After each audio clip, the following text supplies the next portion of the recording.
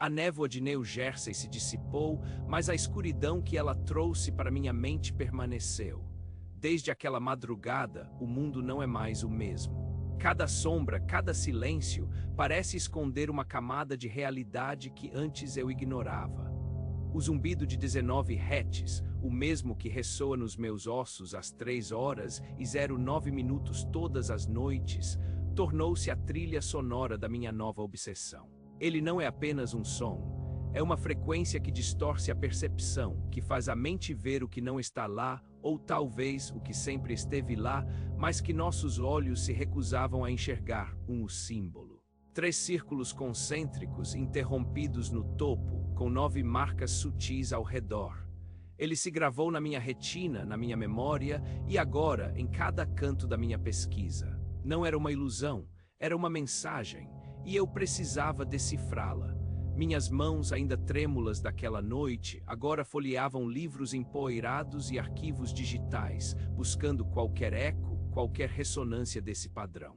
A busca me levou para muito além das estradas costeiras de New Jersey, para os anais da história, para os sussurros de civilizações esquecidas. Descobri que o padrão, ou algo muito parecido, não era novo.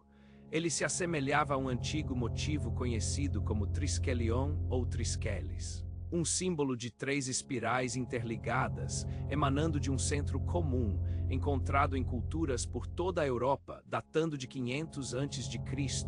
e até mesmo da Era Neolítica. As primeiras aparições remontam a Malta entre 4.400 e 3.600 a.C., e ao monumento megalítico de Newgrange, na Irlanda, construído por volta de 3.200 a.C. Isso significava que o símbolo era mais antigo que a escrita, mais antigo que a maioria das civilizações que conhecemos. A cada nova descoberta, o zumbido em minha cabeça parecia se intensificar, como se a frequência de 19 Hz estivesse me guiando, me conectando a essa teia de mistérios. O triskelion, eu li, simbolizava o ciclo da vida, morte e renascimento, os 3 mundos céu, terra e purgatório, e os elementos terra, água e céu. Para os celtas, o número 3 tinha um significado profundo, representando a fusão e a interconexão de diversos aspectos da existência. Mas para mim, agora, ele representava algo mais sinistro.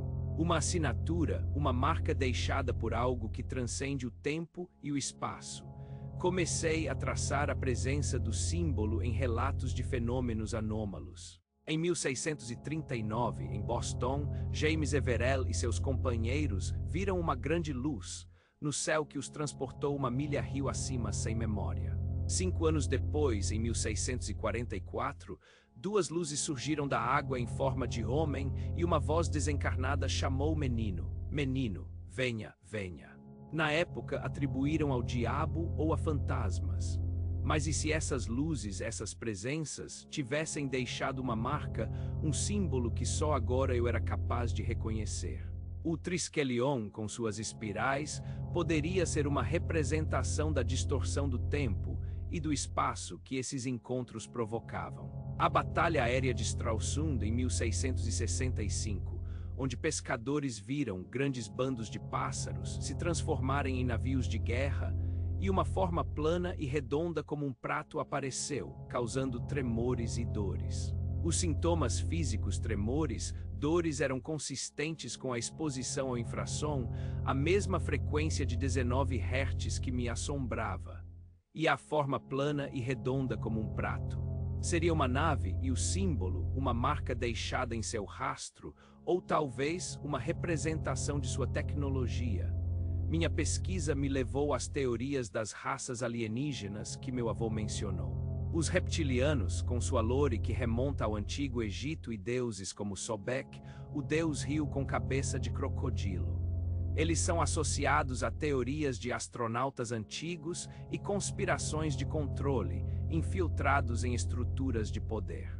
O triskelion, com sua antiguidade e presença em símbolos de poder, como na Sicília ou em brasões medievais, poderia ser uma marca de sua influência milenar, um selo de sua observação e manipulação de civilizações. Eles não apenas observam, eles moldam. E os greys, os coletores e observadores predominantes desde os anos 60, associados a abduções e estudos genéticos. O símbolo também aparece em contextos mais modernos, como os círculos nas plantações, os crop circles. Muitos desses padrões geométricos complexos, especialmente no sul da Inglaterra, são atribuídos a luzes misteriosas e UAPs. Alguns pesquisadores acreditam que não são feitos por humanos, mas por extraterrestres, e que as plantas são dobradas, não quebradas. O símbolo que vi na estrada, com seus círculos concêntricos, era uma variação do Triskelion, uma formação fantasma deixada por esses observadores silenciosos. Talvez um registro de sua presença ou um experimento em larga escala de comunicação. Os nórdicos ou pleiadianos, com sua reputação de benevolência e preocupação com a ecologia da Terra. Eles são descritos como telepatas, e sua presença diminuiu após os anos 60, talvez porque sua mensagem de advertência foi ignorada, ou porque sua forma de contato é mais sutil, mais etérea. 12 ou abertura no topo do símbolo que vi, que não está presente em todos os Triskelions, poderia ser uma adição, uma modificação. Uma pista deixada por eles, um convite para olhar para cima, para além do que é visível, para o céu, para as estrelas. Uma advertência sutil de que eles estão mais próximos do que pensam. A voz, ela retornou na noite passada, mais clara do que nunca. Não um sussurro, mas uma ressonância direta na minha mente, como se a frequência de 19 Hz fosse um canal para essa comunicação. Eles estão mais próximos do que pensam. A frase, repetida em diferentes idiomas ao longo da história, agora parecia um mantra, um aviso urgente. E o nome Elindra ecoou com ela. Não era apenas um nome, era um código, um local, uma entidade ou talvez o próprio consórcio de observadores. O 21 de novembro se aproxima. Não é apenas uma data no calendário. É um ponto de convergência. Meu avô, em suas anotações, falava de ciclos. O número 9, que ele tanto mencionava, o número de marcas ao redor do símbolo, o número de objetos que Kenneth Arnold viu em 1947, cunhando o termo disco voador. 9, o fim de um ciclo, o início de outro. Enquanto eu revisava as fotos do local do meu encontro, percebi algo que havia escapado à minha atenção. Uma pequena marca no asfalto, quase imperceptível, a poucos metros de onde o símbolo havia aparecido. Não era uma das 9 marcas sutis, era uma 10ª. E dentro dela, um brilho fraco, quase imperceptível, pulsava em sincronia com o zumbido de 19 Hz em minha cabeça. Não era uma marca de pneu, era um fragmento. Um fragmento de algo que havia sido deixado para trás. Algo que não deveria estar ali.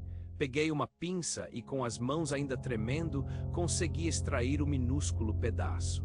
Era metálico, mas não parecia metal terrestre. Frio ao toque, mas emitia uma energia sutil. E em sua superfície, gravado em microescala, estava o símbolo, o Triskelion com a abertura no topo. Mas desta vez, a abertura não era apenas uma interrupção. Era uma seta, apontando para o norte de New Jersey. Para um local que, segundo os relatórios de 2024, teve os avistamentos mais intensos de drones não identificados. O Picatinny Arsenal, o símbolo não era apenas um legado, era um mapa, e o 21 de novembro não era o fim, era o começo. A cada novo episódio de O Segredo de Elindra, um novo segredo dos vários universos serão revelados. Para não perder o próximo passo dessa jornada e desvendar cada peça do quebra-cabeça, curta este vídeo, inscreva-se no canal e ative o sininho. Compartilhe com alguém que também adora teorias, mistérios e o desconhecido. Sua ajuda é fundamental para que mais pessoas se juntem ao segredo. E lembre-se, a história é contada por aqueles que a descobriram, mas ela pertence a todos nós.